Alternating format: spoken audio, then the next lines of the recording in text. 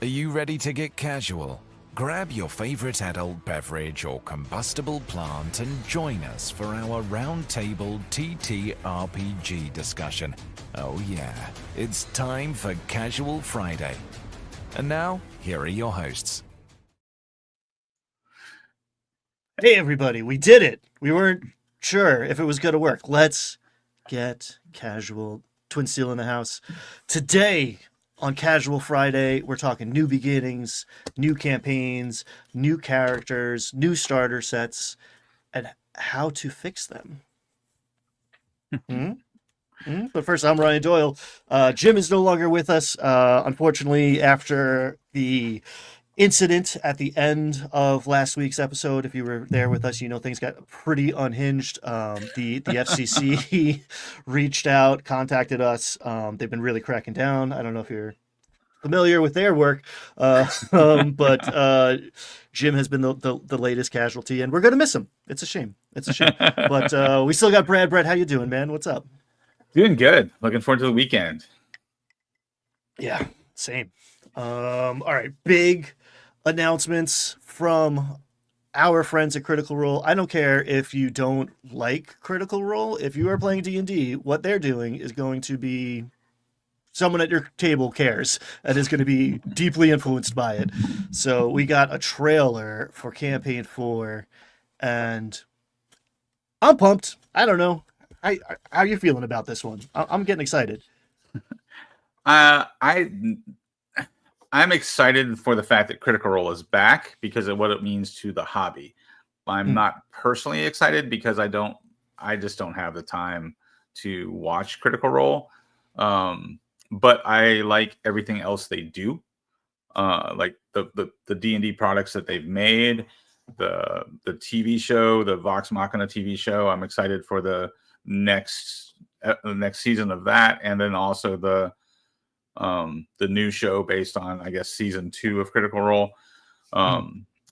So I watch all of that stuff. So as long as Critical Role content is coming out, I am happy, because even though I don't consume the flagship show, if I can call it that, I consume a lot of a lot of their other products.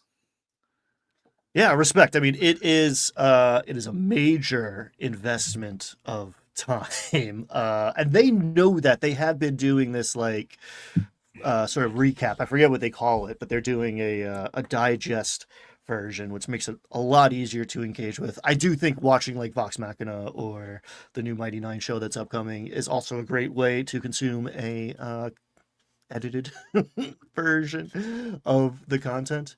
I think what's most interesting potentially about campaign 4 in Araman is we're gonna see content. I mean, there's Exandria books on that shelf behind me. There's been subclasses and spells and feat, but Chris Perkins and Jeremy were not writing those books. Maybe they would, answer a text message once in a while or something, but like the people who made 5e for 10 years are now going to be working with Darrington Press to make Dungeons and Dragons 5e, point 5, 2024, whatever you want to call it. There's going to be a suite of character options, if not, there's a rule set involved with this campaign too that we don't know much about, but is coming. So there's going to be new D&D content that maybe you're going to be interested in using at your table, even if you don't want to watch the best in the biz cast some alley oops and dunks with each other. Yeah, and if I was going to speculate, like what kind of content we might see from Darrington Press, like we could see, like how cool would it be to have Jeremy Crawford doing Critical Role themed subclasses, right?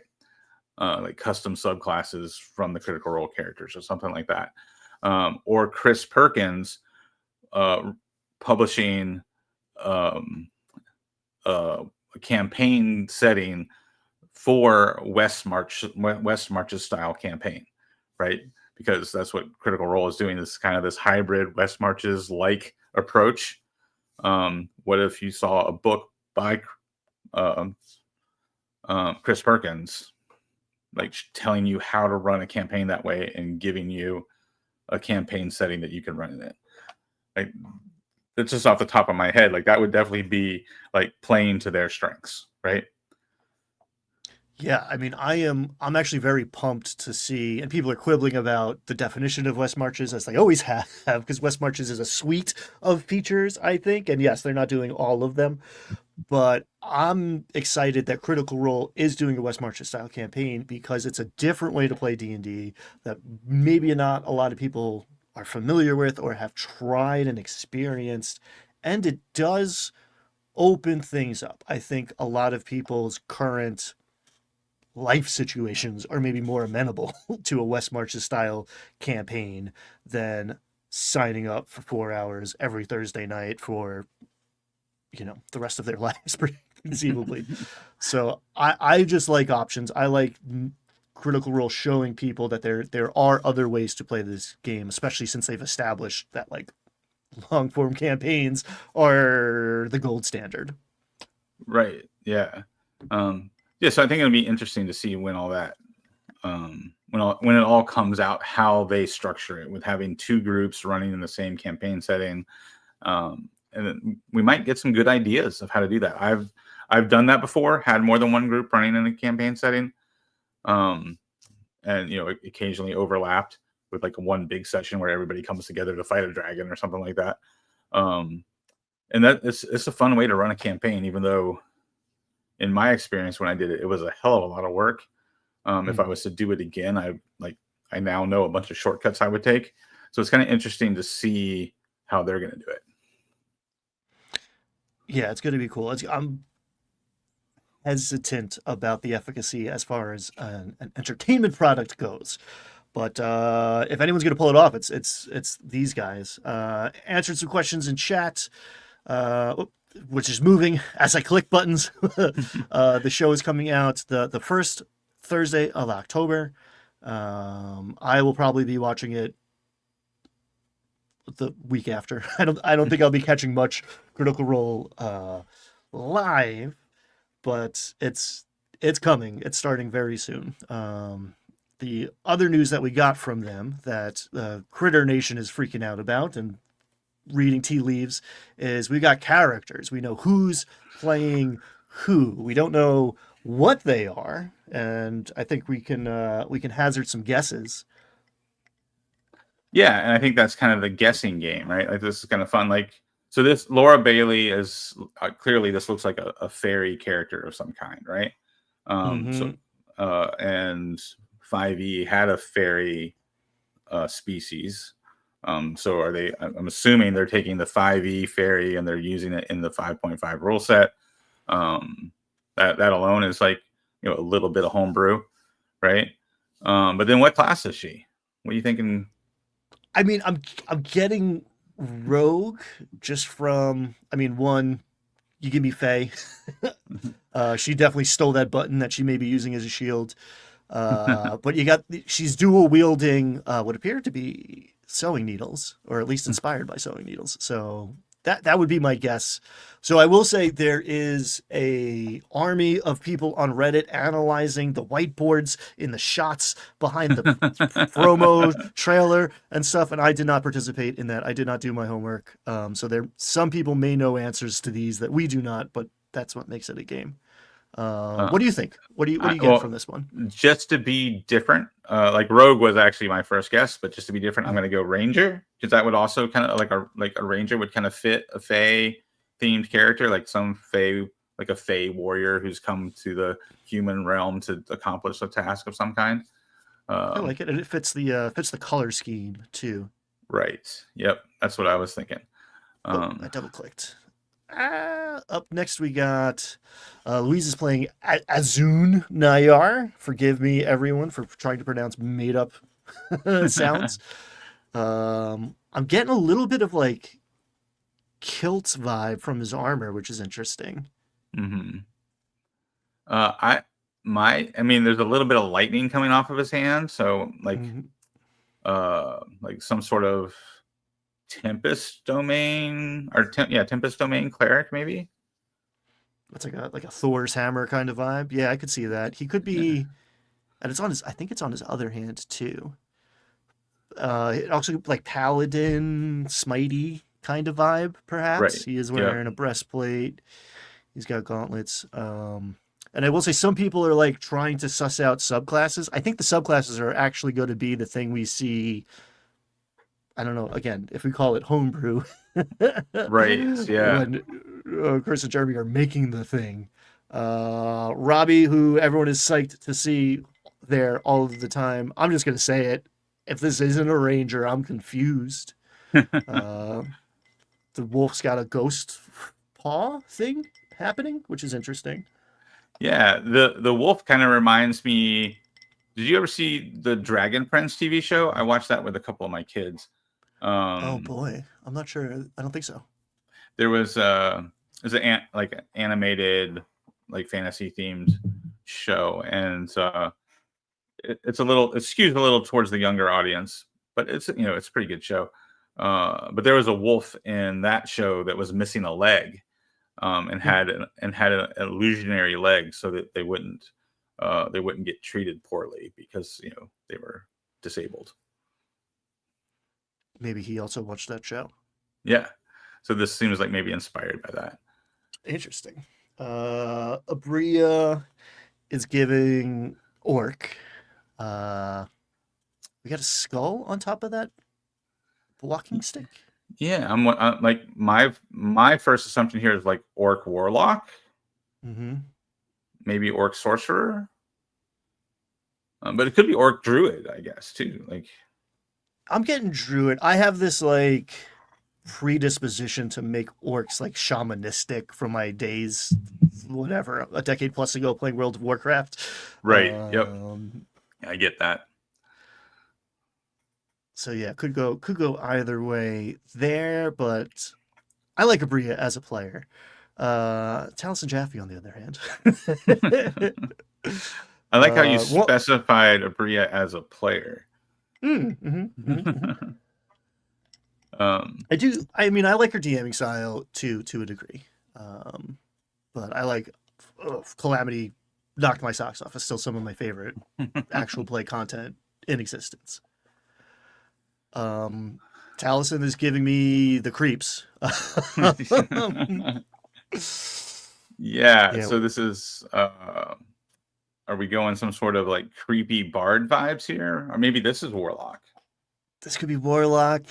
He's got a rapier, which could be rogue. Could be like swashbuckly rogue. But yeah, could be bard. I really love Caduceus, who is the one character that Taliesin made in short form, in weeks, not months, and was essentially the dude, and was a fantastic character. I find the rest of his characters he tries to make interesting by withholding instead of giving information. So prediction, we're not going to find out for a year what's going on with the mask, what's under the mask, and maybe it's just my subjective preferences, but like I don't like when players do that. You know what's interesting about you? You're not telling the people at the table what's interesting about you. Cool. They're not going to keep asking. No one's going to try to drag your backstory out of you. So that's my 2 cents. What do you feel about Ashley's character here? Also masked, but I'm less angry about it and also less afraid of her. I mean, I think that, like, with the censer thing, like, right, with the incense, or whatever this is coming out of, like, sage coming out of the this, like, if this is an incense burner, or whatever it is, could be cleric, right? Like maybe like a Twilight cleric, or some sort of like shadow magic sorcerer. Maybe even like a genie themed warlock, right? Again, like is that more of like a variation on the genie's lamp kind of thing? I don't know. I'm cool. spitballing a lot of ideas here. I like it. Yeah, I'm getting like drow from her art here. And yeah, it's giving, I was raised Catholic. It's giving nun a little bit. Yeah. So I like, went to Catholic maybe school, like, Twilight cleric, death cleric. Yeah, it could be like a magic lamp situation too. That's interesting. Everybody's favorite dungeon master is now a player, and I'm just gonna say I think he's playing a human fighter, which I love. I don't know that for a fact, but I think Matt Mercer's rolling up with a human fighter. Yeah, no, I like that idea. Like a swashbuckling human fighter. You could also this also could be like a swashbuckling rogue, right? Because it's not very heavily armored. But I'm assuming dex based because of the rapier, and just the posturing seems kind of, like there's a little bravado here with like come and get me kind of vibes, right? But yeah, I think this could be a really fun fighter. Like you play them more like role play them more like a rogue or a bard, but like combat wise, you're really just a dex based fighter. And like that, I mean, weapon mastery has given marshals more options and choices and stuff, but a good battle master fighter is fun to play. And I really like someone who rolls up with a human fighter because it's like what's interesting about my character is who they are, not what they are. Right. So often it's like, oh, I'm this weird homebrew race, but in all situations and for all intents and purposes, I act just like a human anyway. So cool. Yeah, I like devil the lady. I like the kind of I'm just a guy kind of character. I kind of one time did the opposite of what we just described, is like maybe Matt's playing a fighter who like role plays more like a rogue. I played a rogue that role played more like a fighter. I basically played Conan. I used a rogue to play Conan, so I was a strength based rogue. Role played him very much like a barbarian or a fighter, but in combat it was hit and run kind of tactics because like I was actually playing a rogue, right? And I mean, depends which book we're talking about, but like Conan was sneaky too. He was not. Right. He's a barbarian, sure, but you can't pigeonhole that guy. He was doing magic stuff and petitioning gods, and yeah, he got around. He multi-classed. Whitney Moore, the person maybe I am the least familiar with, is also giving pre-nun to me. Definitely has like the cowl thing going on. Tiefling. What are the tea leaves telling you for class in this one? Oh, this one's interesting. First of all, my first reaction is this looks like a Ginny D cosplay. Is what it looks like. Yeah, it's right there. She's got the hair. She's got the color scheme. Yeah, the eyes. Yeah. This reads very Ginny D to me. Like we don't see any weapons here, so I'm wondering, like, could this be a sorcerer? And if it is a sorcerer, like what kind of magic are we talking about? Like, is this a celestial sorcerer maybe? So like there is kind of that like religious vibe to it. That would be kind of my leaning. Yeah, I'm here. Nacho is giving shopkeeper in chat. That feels right. This is giving NPC a little bit. And unfortunately, I think it is because like I don't see armor, I don't see a weapon. So my first assumption is like, oh, we're going to underestimate this character and she's going to drop a fireball or something. Like it could be a sorcerer sort of situation. So in this setting, as far as we know, the gods are gone. Humans have defeated or driven off the gods. Dark Sun confirmed. So what clerics are doing, how magic works, these are interesting things I am looking forward to seeing narratively and mechanically. How do you deal with a setting where there are no gods? Yes. Liam O'Brien, who took a back seat in campaign 3 to everybody's chagrin, is rolling up with I'm just going to say it, a heartthrob orc here. Yeah, this looks like straight out of one of those like cozy fantasy novels, right? Like where like we're bridging the gap between like D&D and like a romantic comedy novel kind of stuff. this guy, like, he looks like he belongs on the cover of one of those books. So yeah, so this seems like a fun character to play. Like, so again, are we talking bard here, or like what's in the bag? Is he a wizard? Is he just a really charming wizard? What's in the bag? Because it's giving Bard, just like the swagger, and like he just walked off the cover of Tusk Love. So like my eye was like, oh, that's a guitar, and it's like, no, that's not an instrument. There's just he's carrying like this leather satchel situation. Yeah, there's a tambourine in there. I don't know. I would be surprised if it's not a Bard. Um, the cut sleeves and the just swagger. I will also say we didn't really get into the narrative revealed in the trailer, but it's giving a little bit of One Piece. You and I, the first time we got together, I think, professionally, is this professional? I'm not sure, but we did a set of collaborations on how to start a campaign. Oh yeah. And the idea of yours that I was most impressed with and wrote down to steal was the funeral, right? Everybody has connections to this one NPC, and now they're dead. The premise here is that someone is in prison about to be executed, and that person shares the last name Fang with Liam's character. So are we talking brother or dad or husband or cousin or something? So Liam is right into the main storyline, it seems, with this character. Yeah, it'll be interesting to see.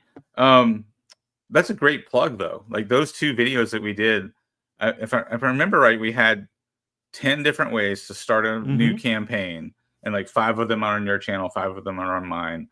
Yeah, since we're talking about new beginnings, those are two great videos to plug. They're older, but they still hold up.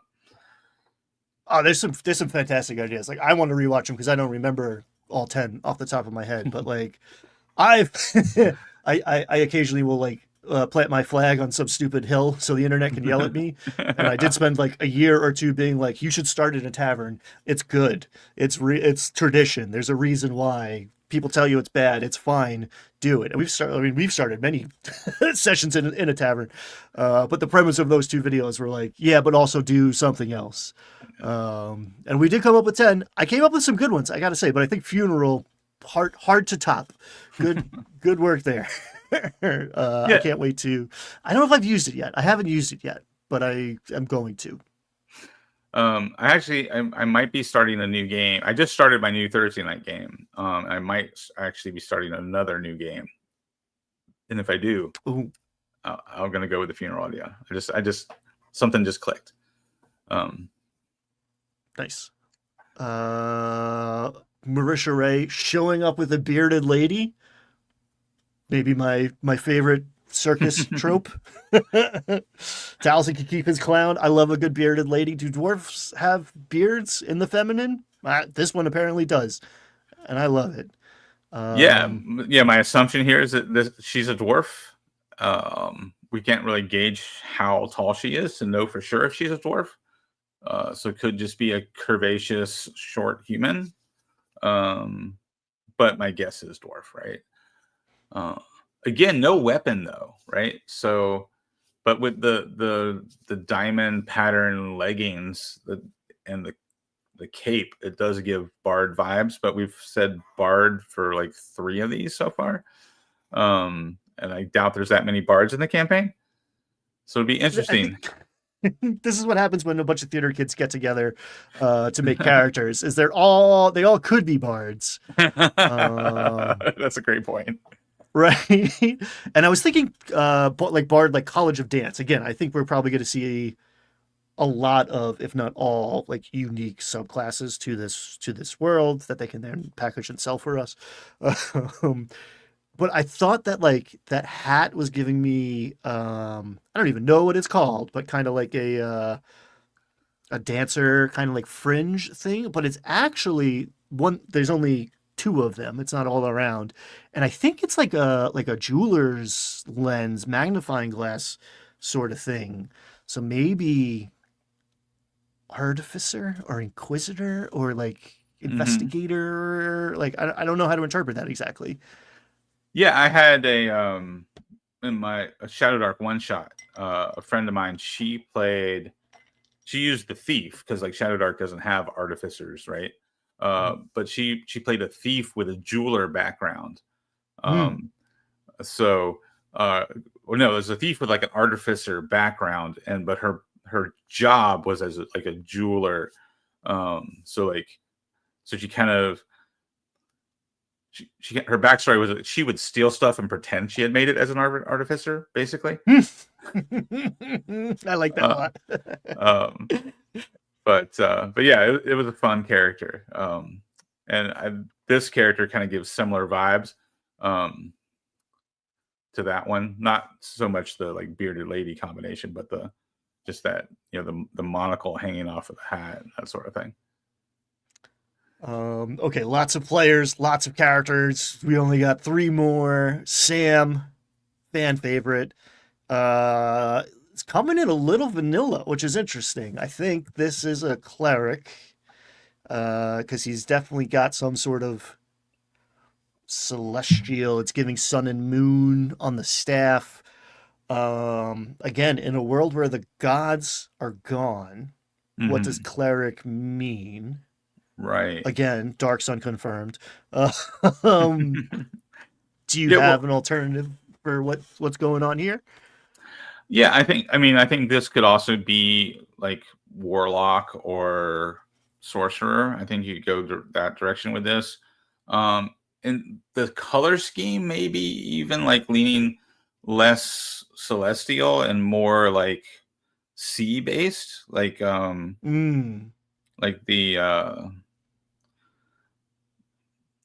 there's actually isn't there like a sea themed druid now? Yes. Yeah. Circle of the waves, the surf. I forget off the top of my head, but it's. I mean, I want to run an underwater campaign one day. There's so much good stuff that's just like, well, yeah, this is not applicable to our campaign today, but like, yeah, please give me an opportunity to make a Triton. Um, oops, all Trident Yeah, campaign. I think that's what this is triggering. Is this looks like a character from the Disney's movie Atlantis? Mm-hmm. That's the vibe I'm getting from this. Yeah. So yeah, so it could be sorcerer, could be warlock, with like a sea theme to it, maybe it's or like we said originally, like celestial, like spiritual theme. Yeah, I like it. I can see it. Alexander Ward has a kitsune. I don't know that it might be just a foxy looking cat. I don't know what's on their shoulder and below them to the left. There's a pair of pets. I don't know what's on their belt. I don't really know what's happening. There's a syringe. There's a book. So book means wizard, right? Like so this one could be like alchemist artificer maybe or wizard with kind of an alchemy theme, right? With the Mm. syringe and the potion bottles there. But yeah, I know there's not an alchemist class, but like this says alchemist to me. Um and the whole two pets things, like I once did Beastmaster from the old Mm. 80s movie. Um with using a ranger beastmasters for so the ranger's pet was the tiger, right? But beastmaster also had the ferrets and the hawk, right? Hmm. So I took find familiar for the hawk, and then reflavored mage hand for the ferrets. Mm. I And don't you know can why, do all but you do all that at like by third level easily, right? Because you can take the magic initiate feat, and that's going to give you mage hand and um, what you call it, the find familiar spell. yeah, I love it. Just like, can my pet have a pet? I'm gonna go out on a limb and say that Alexander Ward is messing with cloning. I Oh, feel like let's see. maybe the little details. It's like they got the same like coloration perfectly. Maybe they're twins from the same litter, but like you're giving me weird science. I'm gonna say maybe you cloned these things, and that's how you have two familiars. Yeah, I like that idea. We don't, do they don't always, they don't usually start at first level, do they? Find familiar? No. Well, No, oh, I you mean mean Critical Role? I don't. roll. I'm curious to see it. Campaign 2, they started at third level, having played through level 1 and 2 off camera, which is interesting. Um, campaign 1 starts in the middle. They're level whatever 12, I think, or something crazy, and they had been playing Pathfinder. So it doesn't count. Right. Campaign 3, did they start at 1? I'm trying to remember. Hey, Chad, help me out. Anybody know? Did they start at level 1? They start low, but it might be level 3. Um, I'm on record as saying I really like low level D&D play. Last but certainly not least, the CEO showing up with a lion boy. Travis is rocking a cat person. I'm not going to assume that we know what they're called in this world. A leonine. Yeah. This is given monk just because of the wrap, the Yep. wraps and the lack of armor and the. I don't No know if weapon. that's a no weapon, but that thing on his hip is maybe some sort of like throwing disc thing. Yeah. Maybe it opens up like the crawl thing. Yeah. So yeah, I would. My first guess was Leo and Leoin. Is that how you pronounce it? Monk. And a monk. You're also Yeah. it's given a monk. He's holding something like a talisman. Maybe it's a spell focus sort of situation. The thing about sorcerers is anyone could be a sorcerer. I could be a sorcerer. You wouldn't even know it. Uh, it's in your blood, and that's that. Yeah. The thing is there's 2 adventuring parties, right? So we're not 3. necessarily 3 adventuring parties. Okay, so we could have 3 different bards and 3 different clerics, right? So the fact that we've said cleric, sorcerer, and bard multiple times, that could be a thing. We might have 2 or 3 sorcerers, 2 or 3 clerics, 2 or 3 bards if we've got 3 different parties, right?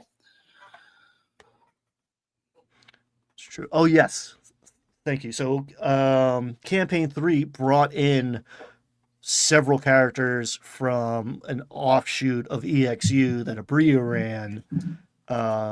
So they were level 1 in that, but campaign 3 started at level 3. Mm-hmm. It's what do you like to start a campaign at? You're saying you're maybe starting another campaign. I know the feeling. I'm always about to start a campaign in the back of my head.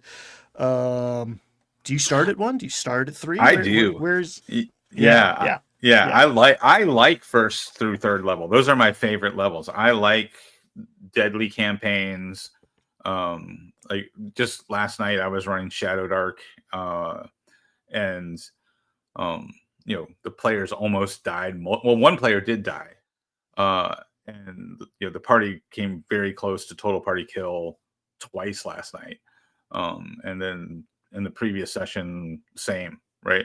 So they're first and second level, right? And and I like that style of play. I like the gritty, like, oh my god, we're gonna get killed.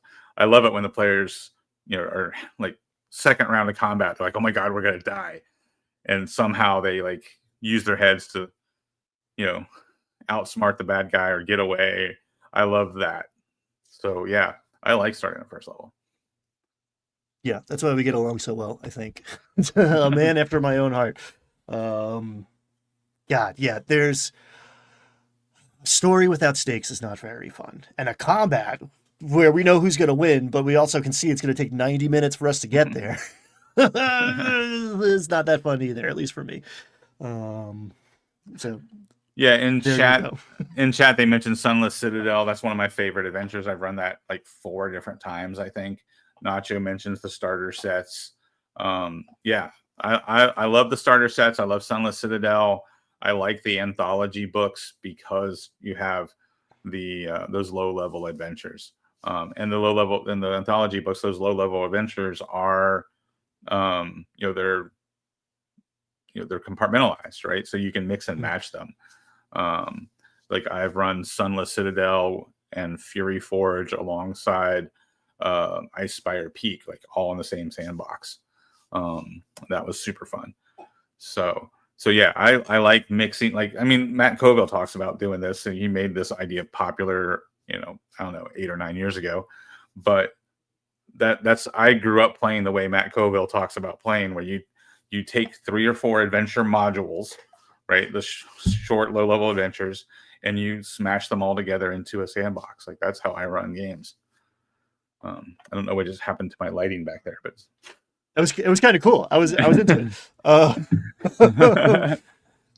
As an addendum to that, because Matt Colville's advice kind of boils down to, you want to run a sandbox, run D&D for 10, 15 years, build up a back catalog of things you have run, put them all on the table, let the players decide. In my most recent campaign, gave the players a choice, like put them in a starting town, gave them a couple directions, and then above table, like outside of game, it's like, all right, 2 paths laid before you. You can't do everything. I have a couple people who are very like completionist, I guess is the word. Just like video gaming, like, all right, I'm going to collect all the quests and then figure out the most efficient way to do it. Okay, I just put 5 years of content in front of you. Which way are we going here? This is a combat focused campaign. This is a social campaign. This is like a mix in between. This is dark gothic horror. Spoilers, that's what we went with. Which one do you want to do? I have not prepped all 3, because that way madness lies. I am not ready to run all 3 of these campaigns start to finish tonight. You don't have to do that to drop something in your sandbox. You just need to know broad strokes. What's the vibe? You don't need to prep 20 levels of Dungeon of the Mad Mage to just like drop a well with that down there. Okay, cool. You guys go that way. We're going that way. I'm going to stop tonight and go do my homework for a week, and we'll come back and do that. New beginnings is the theme of today, and if you want to get on the ground floor of a brand new game, and like, I don't know, an epoch, an era of gaming, the first Tales from Elsewhere offering, Clockworld, has officially fully funded, I believe, as of last night. Peter, friend of the channels, hit the goal.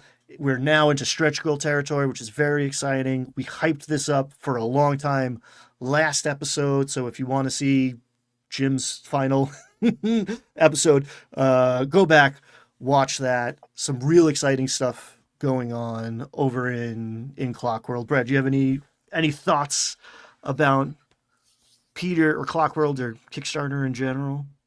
I've been following Peter and his design working as he's been working on this game, and if you have any interest in learning about game design, go watch Peter's YouTube channel. He's got a catalog of videos where he discusses game design concepts, and he gives you examples, because as he's recording all those videos, he's building this game. So you can see him talk about like what he does and doesn't like about 5th edition and 4th edition D&D, and how he deals with those issues in his game design that went into this game. So you can learn a lot about game design and get a really good heads up about what this Clockworld game is going to look like. And yeah, I mean, if you like what he has to say and you see his design ideas, I mean, I'm excited. I think this game has potential to be what Dungeon World was, 15 years ago, right? You know how, like, I don't know how many people have actually played Dungeon World. It's like it was, but it spawned so many ideas and inspired so many new games that I think you have to you have to catalog it as part of the zeitgeist when you talk about game design over the last 20 years, right? We talk about what games are most important and informative over the last 20 to 30 years. Even though Dungeon World is not a hugely popular game, it has inspired a lot of games that became very popular, right? And I think whether Peter's game becomes, I mean, I hope it becomes super successful for him, because I think it is really good design. But even if it doesn't become like a mainstream, oh, I love this game, I think there's concepts in here that are going to inspire many games for years to come. Absolutely. I mean, I think he's in a really good position. Like, I think it was smart to start with Clockworld because I mean, there's other like Weird West stuff out there, but like Cthulhu and Cowboys, man, like there's room, there's room for more of that in everybody's life, especially if you didn't know that was a fusion offering you could dabble in. But yeah, especially because he's a great designer and a great communicator, and he has this awareness of like making the choices and spelling out his reasoning for the choice. There's a lot of people who are like, this is good because I like it, so we're doing it this is the right way to do things. Mm-hmm. He has this broad understanding of what the other options might do and why you would go that way, and then prunes his decision tree down to get to the point where he's making a decision not because it's the thing that he likes and that's it, but because like he has thought it out loud in front of you and you've watched him do it. And yeah, I do think this might be the kind of game who, powered by the apocalypse, is in Daggerheart. I mean, we just talked about Critical Role for 20 minutes, half an hour. Like, you can draw a line from Dungeon World to, I mean, definitely to Blades in the Dark, and then to Daggerheart and a million other games. And like that DNA is in Into the Odd, which is influencing a ton of other games. It's interesting to trace like the genealogy of ideas. And there are some very well executed, unique ideas in Tales from Elsewhere that other people don't run with, they're missing out. Let's put it that way. Yeah. Well, and like you said, like Peter prunes that decision tree down with the goal of like creating the right feel. Like he's trying to create a specific feel to like action horror feel to this setting. So he like you said, he doesn't just pick game design mechanics that he likes. He intentionally builds mechanics and chooses mechanics that reinforce action horror, right? That's what he's going for, and the mechanics reinforce that with his like I don't remember if he calls it like a wound system or a condition system, but instead of hit points, he has this like damage tracking system that feels very visceral and scary, which reinforces the horror theme, right? So it's good game design from everything I've seen him discuss, and I'm excited to get my hands on the actual product. It's pumped. I'm pumped. I think I'm in. Yeah, I am not logged into Kickstarter, but I am a backer. I'm also a customer.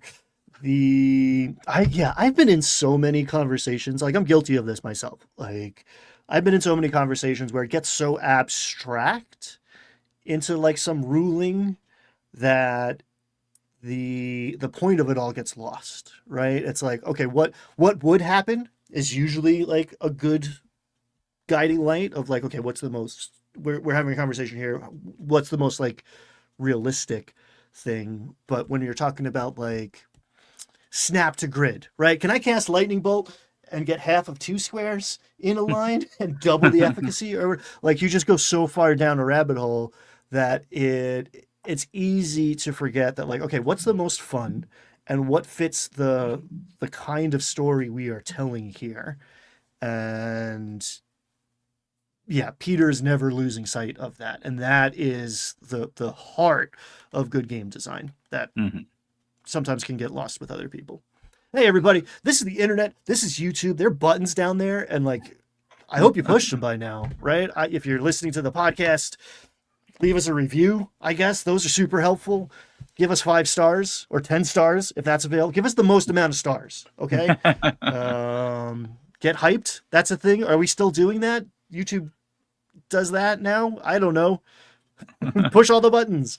Tell your friends. Call your mother. She misses you. Yeah, the wounds. Twin Seal just reminded me, it's a wound system, I think is what Peter calls it. And Twin Seal also mentions Nimble, which we got to play with Twin Seal. And he, Into the Odd, I didn't realize Into the Odd was an inspiration for Nimble, but now that you say that, that makes sense. So I think like empowered by the odd, informed by the odd. I think they have a problem with branding, but Into the Odd did some innovative things that other people have picked up and run with. Knave. I'm afraid to like misspeak now with that all in front of me. But yes, Into the Odd has informed a lot of games. I would love to see some sort of genealogy. That still feels like the right word, even though I know it's not. But like the DNA cascading down into other systems. I feel like genealogy is a fair word to describe it.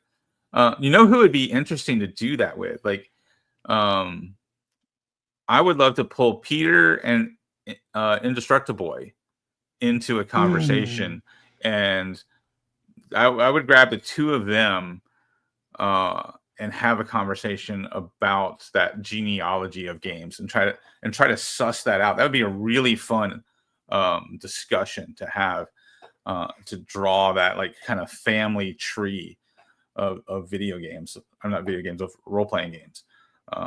Where do these mechanics come from? Who did it first, and how do they influence this? And kind of look at that kind of genealogy, if there's a better word to use than genealogy. That's a good.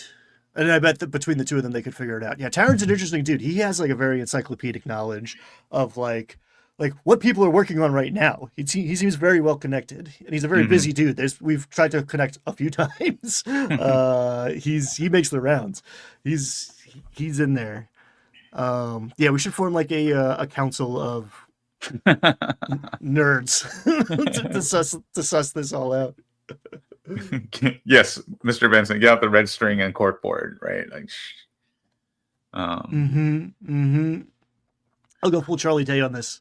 Let's go.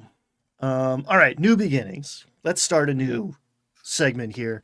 There's that moment, right, where everyone shows up or signs in or whatever it is, and you're bullshitting like, how was your week? What are we gonna order from the pizza place? Whatever. And then there's that moment where it's like, oh, okay, let's drill down. Let's play this game. Let's get immersed.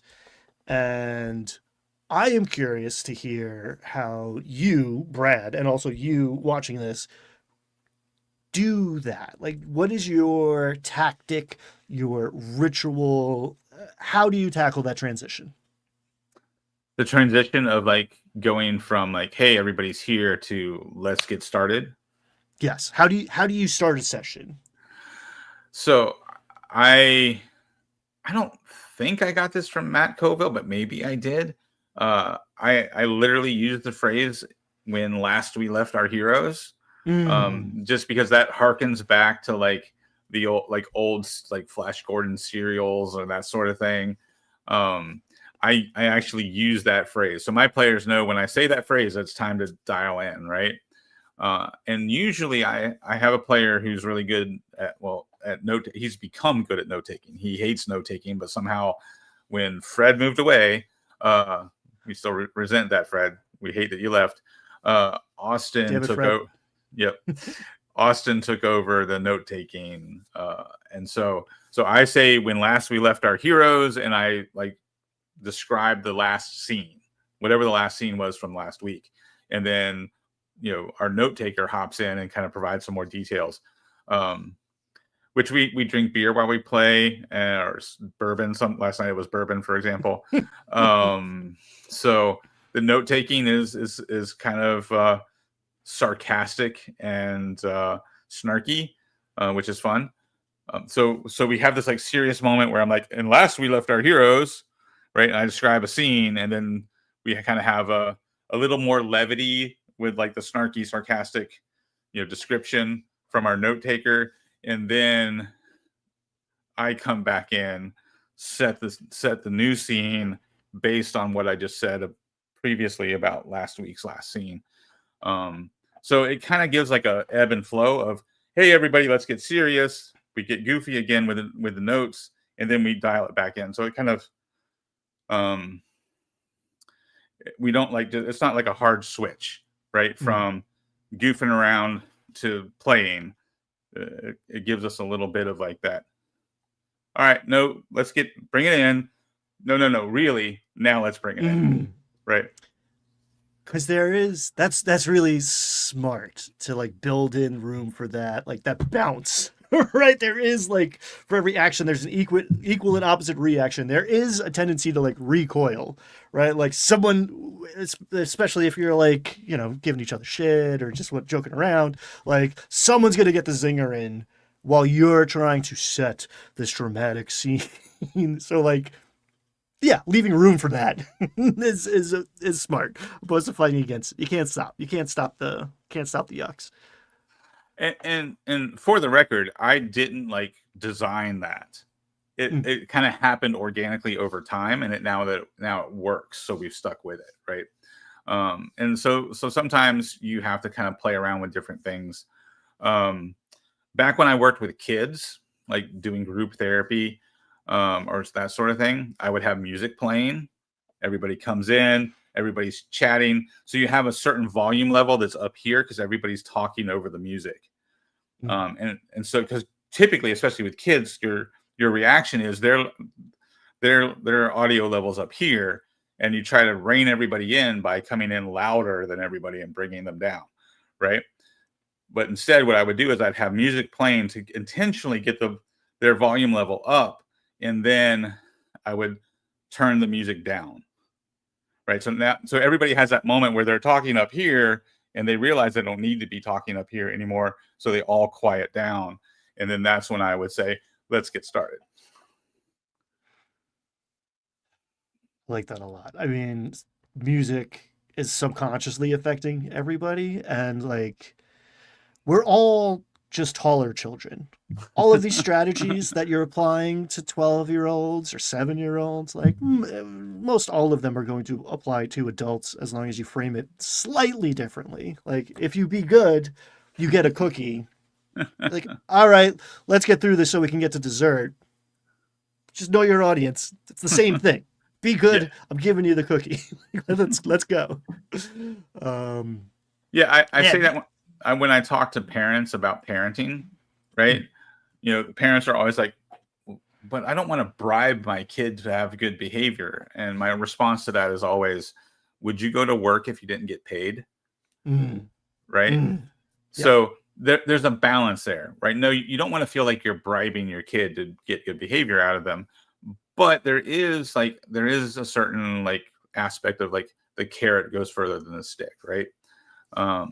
So you want to be aware of like what are your players into? How do they respond to certain situations? Like I have players, who have like social anxiety, and so I have to be aware. Like sometimes I can't dial the tension up too much, or I might actually provoke somebody's anxiety. Right? That's just an awareness I have because of the players I have at the table. Right? So you can factor all that into your approach to how you motivate your players. You are approaching our round table discussion here, which I appreciate the alley-oop. And this is something I think about a lot actually, and talk about pretty infrequently. I did a short set of videos like this, which some people really loved, but YouTube didn't. Um, but the health benefits of D&D, right? Like there's some people have gone way too far down this path and scared us all off from talking about it. But I do actually believe that playing D&D consistently is good for you. And you're like qualified to talk about that in a way that I'm just bullshitting when I say that, you know. So like, Yeah, is I that mean, true? I absolutely believe it is, and I know there is some research. One thing just to clarify, I'm a licensed marriage and family therapist. I've been doing therapy, and I've specialized not in couples therapy. I've also specialized in working with adolescents and trauma therapy. So I've done a lot in my career. Most of it very stressful work. So D&D for me was a great outlet, right? But I also see there's a lot of value, and I've run D&D for kids. So I've got a lot of like anecdotal evidence of experience I've had, like teaching children to play D&D and using D&D in the school setting. One thing to know about research is somebody has to pay for it. So that's why you see a lot of research done on things that governments or corporations are interested in, because governments and corporations have all the money. So there's not a lot of research on tabletop role-playing games, but there is some research on it, and that research does support this idea that it is there are health benefits, and it is healthy to play role-playing games.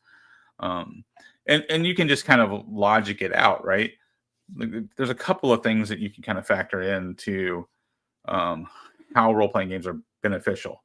I guess really three. One is just it's a social game, right? You're making time to get together with people.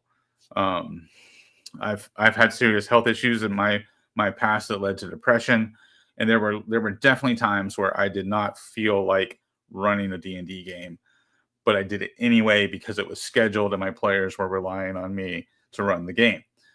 Inevitably, in every one of those cases where it's like, I really don't feel like it, I really want to cancel tonight, but I made myself do it anyway, I still had a great time. By the time I get to the table and everybody's around me, I'm feeding off of their energy, I get a second wind, and I'm having a blast.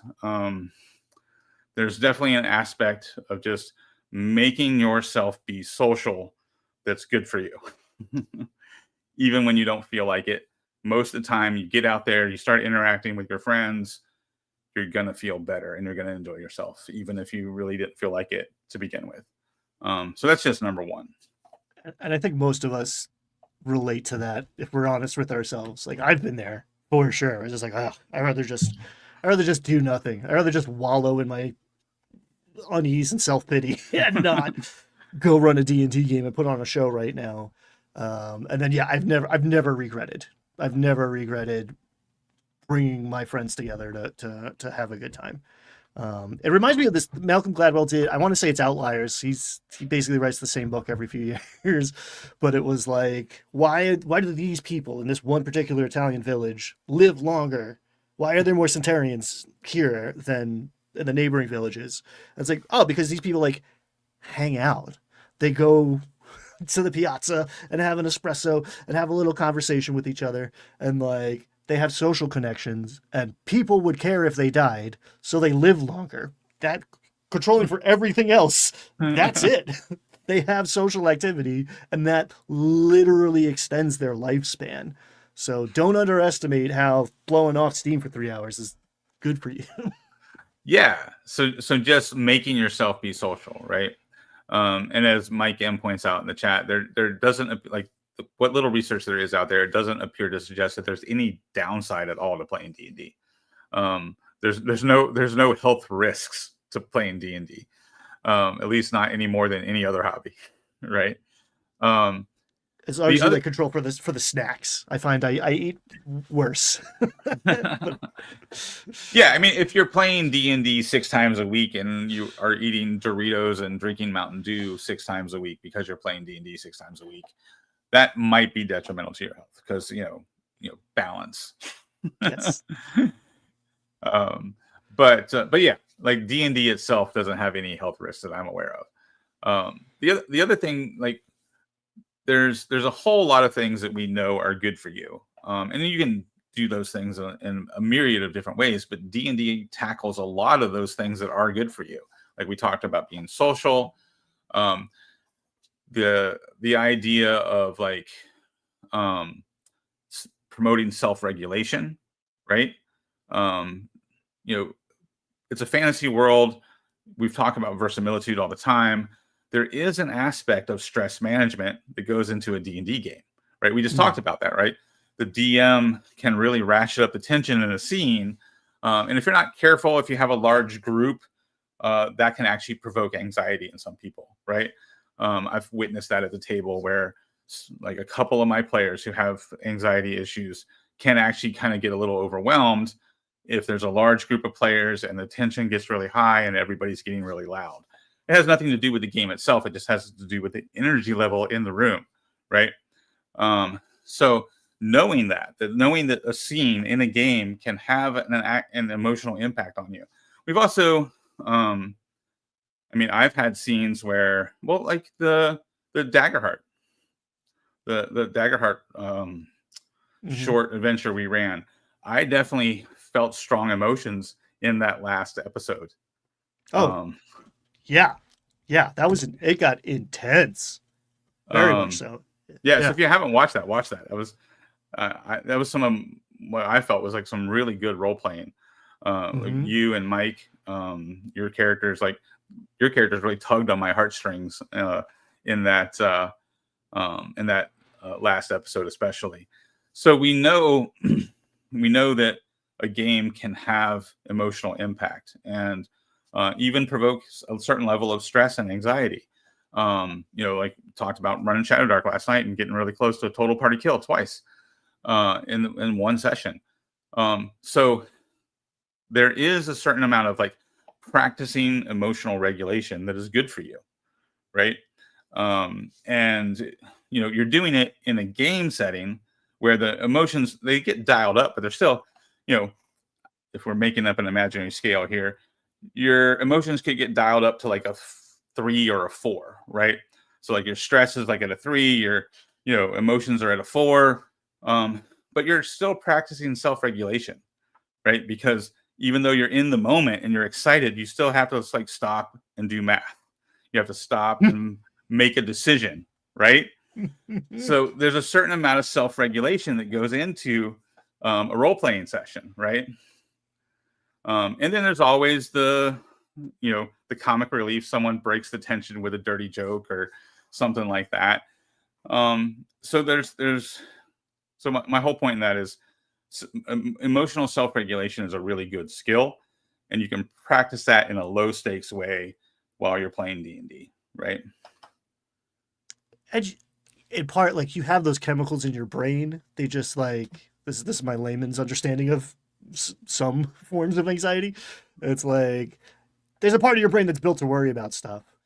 When I I hiked the Appalachian Trail, and it was just like walk north, don't die. I've never been better regulated in my life. Could be the endorphins, the total constant exercise, living outdoors, not worrying about stuff, even though I had plenty to worry about. But just like, okay, do I have my needs met? Yes. Or no, it's incredibly stressful. Oh my God, I almost stepped on a rattlesnake. Oh my God, I almost just fell off a waterfall, right? Like those things pump those chemicals through your brain and cycle them out. There's not this low level, like, oh, I don't know what I am, just like the generalized anxiety of it all. And it's Aristotle too. It's like that cathartic moment that you experience, this like dramatic feeling in a safe way that makes you better. Like we're wrestling with, death straight up, in some of these cases. We're dealing with the hardest things to deal with in a way that is safe, but also that if you're doing it right, you feel. Not to mention the health benefits of getting your heart rate up. Yeah, well, and there's also in psychology, there's this idea of automatic. I can never pronounce this word. It's automaticity, I think is how you pronounce it. The idea that like you practice a skill until it becomes automatic, right? So like the sports is the most obvious example. You know, like you can scrimmage to get you better at basketball, right? But you also need to practice your free throws because free throws need to be an automatic skill, right? If you only shoot free throws during a scrimmage, you might shoot 1 or 2 free throws in a practice. So you want to scrimmage to kind of get the feel of the flow of game and running your offense and like practicing your defensive sets and all that sort of stuff. But then there's also like you need to hone in on specific skills. You know, with basketball, it's shooting free throws or shooting 3-pointers. Like you practice those over and over again until they can become as close to automatic as you can, right? So there's this idea of practicing behaviors in a macro sense, like that would be like the scrimmage, but also practicing behaviors in a microcosm, right? That's the rehearsing of specific skill over and over again. And I think D&D provides that kind of microcosm practice in a lot of ways, right? Like we talked about emotional self-regulation. There's also like development of desired character traits, right? So if I make a superhero version of myself, so I play a bard because I want to play a character who's confident and always knows what to do, right? I don't get to do that in real life all the time. And doing it in a role-playing game gives me a chance to act out that like power fantasy, right? And feel like a very confident, well-spoken person. And maybe even practice, actually role play, being that well-spoken person where the DM shines the spotlight on me and I have to act like a guy who knows what he's doing, right? There's value in like rehearsing confidence. There is research on that, like how to rehearse being confident, right? So that's another aspect of it too. And skill development is also a valuable aspect of your mental health, like developing certain social skills. And D&D allows you to do that in real life when you have to address actual interpersonal problems that come up at the table. Hey man, can you not interrupt me while I'm trying to roleplay my character? Hey, can we not, bring this problematic behavior to the table? Sometimes you have to address real world social problems, right? In your D&D group. But then, so there's like real life practice, but then there's also the role playing practice of these, social skills that we need to get good at. And like Mr. Vincent says in chat, fake it till you make it, right?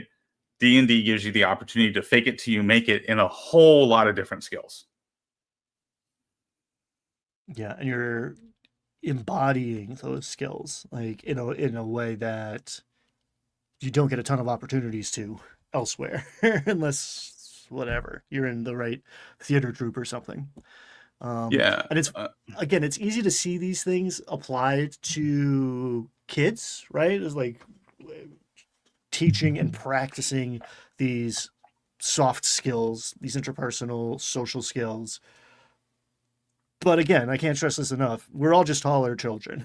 There's plenty of folks down at my friendly local neighborhood game shop that are deriving benefits from practicing these social skills that are well into adulthood. Sorry, go ahead. I was going to transition because we're running out of time. But yes, just real quick to just comment on what Mike said in the chat. The idea of automaticity deals with reducing the cognitive load, and I will say the one area I experienced that the most and really felt a clear, distinct benefit from playing D&D is in job interviews.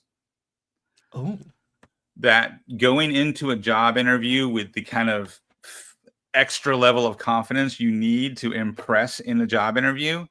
I definitely notice a distinct connection between role-playing characters in D&D games and putting on the confidence I need in a job interview. Like, I have felt a distinct connection of that, where like I can channel that fake confidence where I'm pretending to be an NPC or pretending to be a player character. And that reduces my cognitive load, where I'm not as worried about how I'm presenting.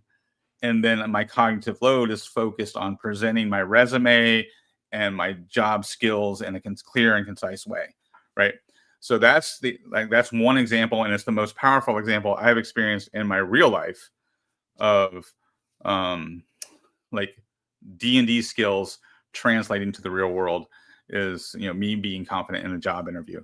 The other area is like leading a business meeting or like a group therapy session, right? There's obviously a lot of overlap between being a DM and those real world experiences, right? Most people, it's this old Seinfeld bit. Public speaking is huge and is a skill that if you develop gets you very far in life potentially. The number one fear, if you poll people, is public speaking, and number two is death. So at a funeral, more people would rather be in the casket than up giving the eulogy. So if you're the person on your team that is just more confident, you don't even have to be like perfectly confident, just like a little more comfortable getting up there and delivering your monologue in character, or running a session of D&D and having all eyes on you, like that comfort level is a huge asset in so many aspects of life. To answer Unshelled Pity, who did 700 miles of the AT last summer, awesome. I'm jealous. I did not get as much hiking in as I would wish. I did most of the trail. I only hiked 1,800 miles. I skipped Pennsylvania, New Jersey. I intended to go back and finish them, but woo, was I done when I hit Maine. I didn't have anything left in the tank. All right, so new beginnings, building social skills, especially for kids, but honestly for anybody. Starter set seems like kind of the best tool for doing that. And I have the starter set in my hands now. Jim bequeathed his to me because, again, the FCC, we don't have to go revisit all that. And it's good. It is a good product. It's $50, which is a lot of money. Money ain't what it used to be. And there's a lot of stuff in that box that I think would facilitate getting new people who've never played D&D into it. It is not without its flaws. And Brad, I don't even know what he's going to say here, believes that he has fixed one of those fundamental flaws, that he has the solution to the starter set. And I'm dying to hear it. And I can't let this clock run out. So tell me, what do you got? What are we doing? Well, real quick, you kind of set the stage for us. What do you think is the biggest flaw with the starter set? Because there's a lot of great things in this starter set. What do you think is the biggest flaw?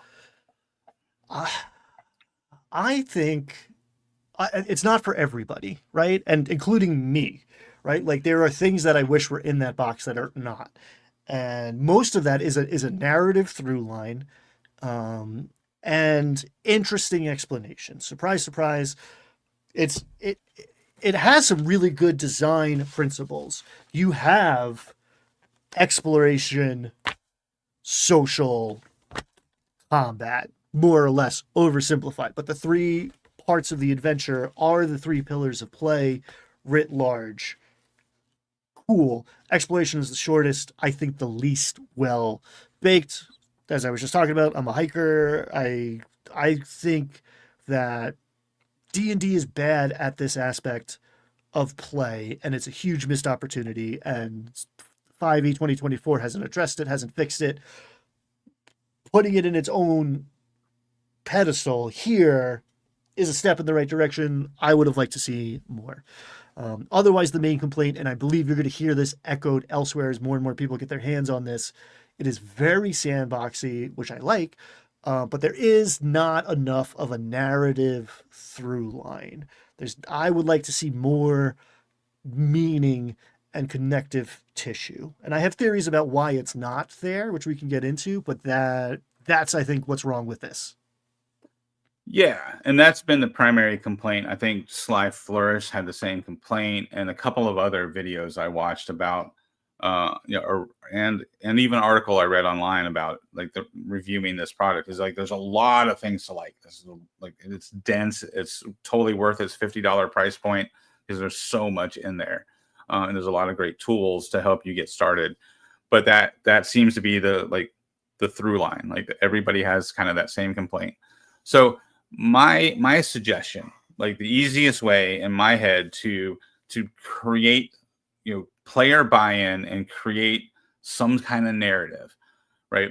Number one is the kind of guiding principle here is trust your players, right? We all have the instinct to make connections even when there are no connections, right? So trust the players to make connections for you.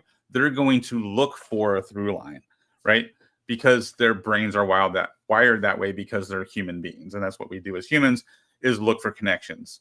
And I don't need to explain that because we all know there's a dozen of conspiracy theories out there on a daily basis of people trying to make up connections where there are none.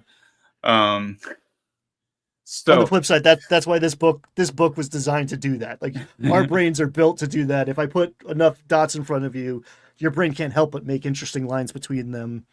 That's why we have constellations as well as conspiracy theories. Right. People find patterns, right? So my suggestion is to ask your players 2 questions at session 0.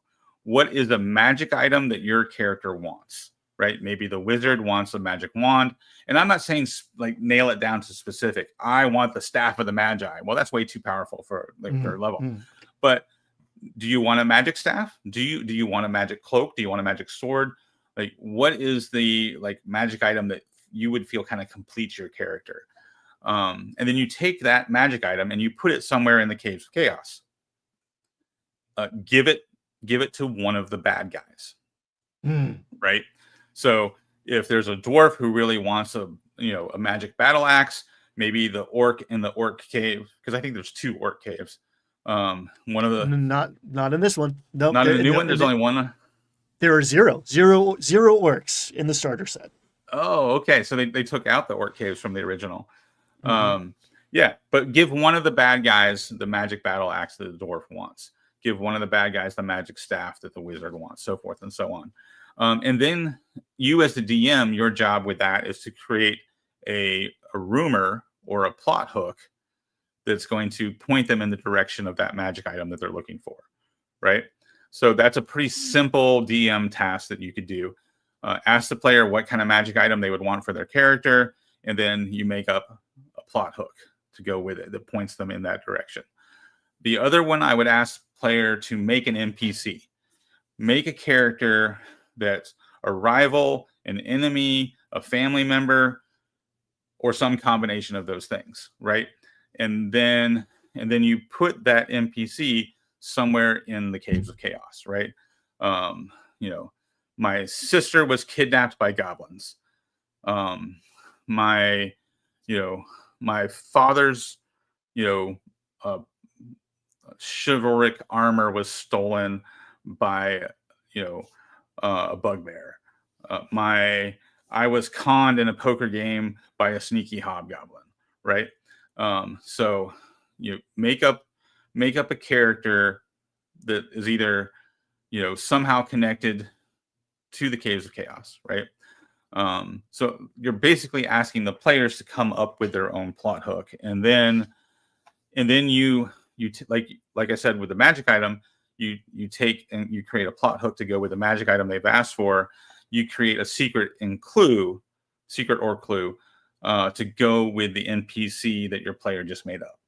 So my sister was kidnapped by goblins. Well, maybe there's a secret there that you make up as the DM. Maybe she wasn't actually kidnapped by the goblins. Maybe she paid the goblins to fake her death so that she could run off and join the chaos cult. Right? So now you just take it, you put a little spin on it, and somehow you connect it to the Caves of Chaos, right? And I would recommend, because we have 3 levels of play, I would recommend that you put the magic item like at the end of one of the first level dungeons, first level caves, or at the beginning of one of the second level caves. That way they're getting that magic item fairly early on. And then you put the NPC at the end of either a second level cave or the end of a third level cave, right? So those would be the two things I would do. And that it's not a strong narrative, right? But you've created a narrative for each player. And like I said, players are going to connect the dots. So they might actually make up an even stronger narrative as they start putting your secrets and clues together and finding out about the NPCs they created.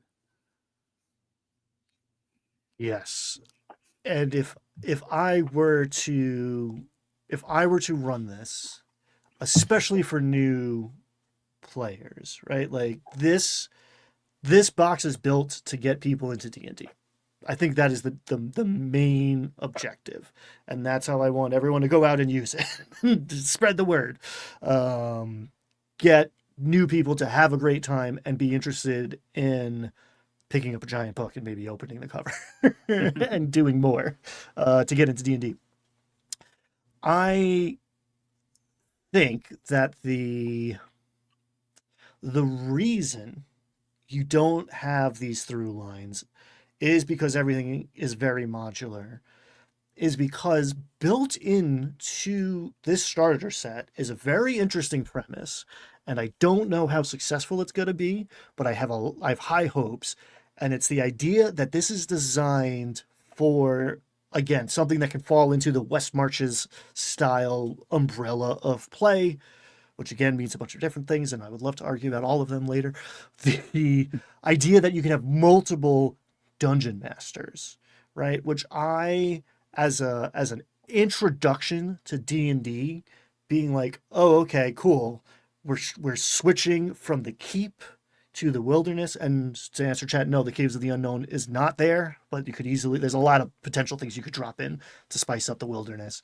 But I run the keep, you run the wilderness. And then when we get to the caves, all of the caves, there's some interconnections, not as much as there once was.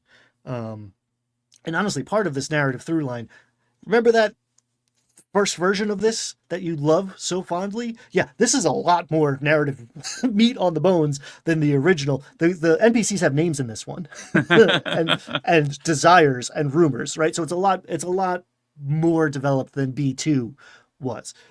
I think the reason there isn't more is because they want all these things to stand alone in a way that I can run the Kobold Cave and not spoil the Goblin Cave for myself in case you're going to run them. Is that the best way to run D&D? Probably not. Is that a great habit to build into a starter set so that there isn't this assumption that someone is the DM forever for the rest of their life, and right. they, in a decade of running a very successful show, get to be a player eventually? Like, no, you're running tomorrow. I'm running, or you're running the next segment. I'm running this 30-minute leg. You're running the next 30-minute leg. I don't have a lot of experience with that, so it's hard for me to say like that's a bad way to do it. But I like having it out there. I really like that they have built that into what is going to be a generation of new players' introduction to Dungeons and Dragons. Yeah, so like taking turns as the DM might not be the best way to run a campaign, right? But it is a really good way to learn how to play D&D. So having a starter set that's designed to do that, where different DMs can run different parts of this adventure, is a really great way to teach people how to play, and everybody gets to take a turn being DM. And one of the things I've read, Ryan, you can confirm this because you actually have your hands on it. There are actual wilderness encounters. There are specific wilderness encounters. And there's actual encounters at the keep. The original module didn't have those. Like the original module, from what I remember, just said there's lizard folk over here in the swamp. And there's bandits over here on the side of the road. but there were no like specific encounters for those things, where this actually spells out specific encounters and adds encounters that were not in the original, both on the road and in the keep. Absolutely, and they're good. There's way more to it than B2, and they're good. I just want more, and like what that's my bugaboo that I've been doing. Like, get my stuff on DM's Guild. It'll fix it. I've been addressing this problem for years now. But yes, there are encounters, there are NPCs. I wish they were a little less modular, but I think that's a feature, not a bug. Because the idea is someone's running the keep, someone's running the wilderness, someone's running the caves, or someone's running this cave, and the person sitting next to them is running the next cave. So there is a cost to that. I think you lose a lot of that narrative through line and the ability to tell a more linear story, but those things emerge through play. Like we were talking before we went live, like no one is analyzing Monopoly this way or Clue this way, right? Like this is an invitation to board gamers in a lot of ways. No one's like, what's my motivation to move these 6 spaces when I rolled a d6 and sorry or whatever. Yeah, I don't think Professor Plum would be engaged in this murder investigation. I think Professor Plum would be more concerned for his own life and try to leave the mansion. Guys, we should just call the cops. Like, there's a murderer on the loose. We got to get out of this house. Right? Like, oh, okay. I guess the game is over then. Like, this is just something that, and honestly, I think dungeon masters think about. I don't even think players are usually here. Once in a while, they'll arrive at it. They'll role play themselves into a corner, and you have to like address that outside of the game. But yeah, it's maybe not as big of a problem as it seems when you're thinking abstractly about this for a lot of your day. Right. You sit down to play a game of Clue. The social contract is we're going to solve the murder, right? You know, you sit down to play Monopoly. The social contract is I'm going to try to win the game, and I'm going to be a dick about it because I'm going to try to get as much money as possible because this game is based on capitalism, right? Capitalism. When you play D&D, there's a social contract that we are going to engage in an adventure. We're going to delve dungeons. Don't make a character that doesn't want to be an adventurer, right? That's just kind of a social contract that, because we often describe D&D as the game where you can do whatever you want, right? That opens the door for like this odd player character that doesn't want to risk his life, that doesn't want to be an adventurer. So sometimes it's fun to kind of play against type, but at the same time, ultimately the social contract is the DM has prepared this adventure. We're going to be players in it, right? So as a starter set, I think this is well designed to help you get rolling and actually do all the things that you need to do to learn how to run and play D&D. But yeah, so that's my pitch. Like 2 things: ask your players to make up a magic item. Not make up a magic item, but tell you what magic item that the character would want. You put that somewhere in the Caves of Chaos, and make up an NPC, and you put that NPC somewhere, plot hook connected to the Caves of Chaos, right? But if you want something more robust, but you like the idea of using players' backstories to create the narrative for this adventure, Ryan's got the perfect product for you. I do. It would take more work on the dungeon master side, but it's there. Like this adventure has good bones, and you could take a lot of the prompts and plot hooks in the Game Master's Compendium of Explosive Creation. Go buy it. Give me money. It's a platinum bestseller.